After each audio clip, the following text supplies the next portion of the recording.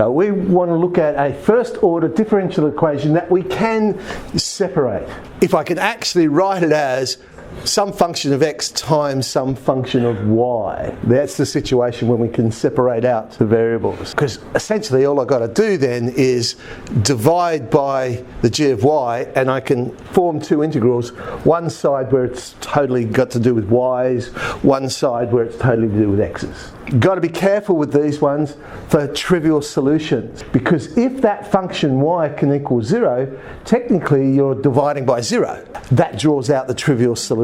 Trivial solutions are easily handled because you can just do a quick mental check by looking at the factors on the right hand side, and if the one involving y produces an answer that could be 0, then you've got the trivial solution. So if I had something like this, I don't have a trivial solution issue because the factor that involves y is 1 plus y squared.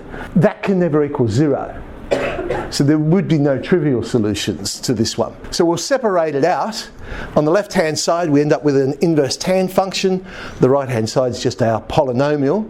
But we always make y the subject. Our solutions to differential equations are always functions, right? So if you end up with something like y squared equals something, you would make y the subject. And if it's an initial condition problem, then you can use that initial condition to decide whether it's the positive square root or the negative square root, something like that. So this one, y equals the tan of x cubed on 3 plus some constant. So it's still plus a constant, but in this case the constant is inside the tan function itself. Now this one here, x squared y, it will have a trivial solution because it is possible that y could equal 0. So that would be a trivial solution to this problem. Easy enough to check, because if you did make y equals 0 the solution, you get the derivative equals 0. And the answer to the derivative equals 0 is that the function was equal to a constant.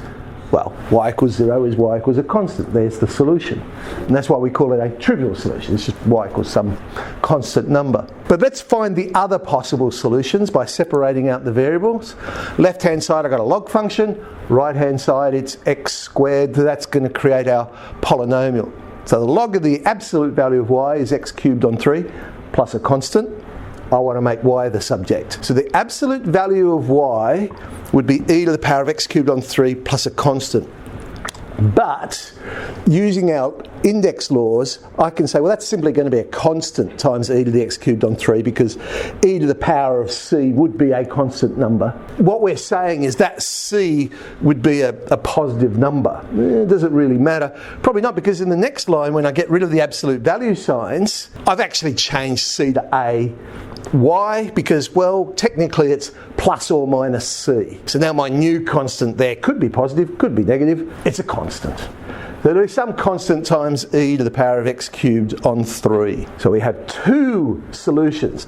And so the big mistake with this sort of question is people just go, oh, well, there's my solution, and forget about the trivial solution. That is a possibility for this differential equation. An initial value problem. I find definite integrals easier to use, saves myself some time because I don't have to worry about finding constants. So when x equals 1, y is pi on 4, and we're trying to link x and y together on this one. So sec squared, we know that goes to tan. 1 over x squared, what's that? Is that minus 1 on x? Yeah, minus 1 on x. So substituting in. So on the left hand side, tan y minus 1. Right hand side, minus 1 on x plus 1. Got to rearrange it all, make y the subject, and I end up with inverse tan of 2 minus 1 on x. You look at this one, and your immediate thought is, well, hang on, I can't separate. How on earth am I going to separate the y on x here? And it can be done via a clever substitution. If I look at it and change it to be some function of y on x, then it becomes a half plus a half on y on x squared. And if I now let u equal y on x, in other words, y is equal to u times x, and now I'll substitute in. But I've got to substitute in for everything, so I'm also going to have to substitute in for this dy dx. Well, let's work out what that derivative is. Well, write down the first, u, diff the second, differentiate x, I get 1, plus write down the second, x, diff the first is just du dx. That I can substitute in for dy dx. I now have this new equation to solve. But that one can be done.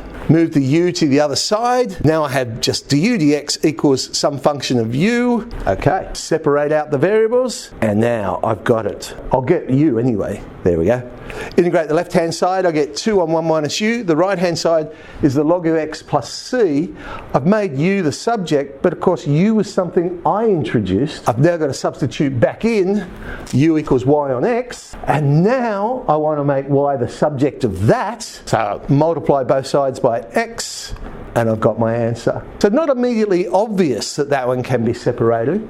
Use of a substitution. So it's combining our substitution method idea with this separating of variables as well. Okay, that's 13C, our separation of variables.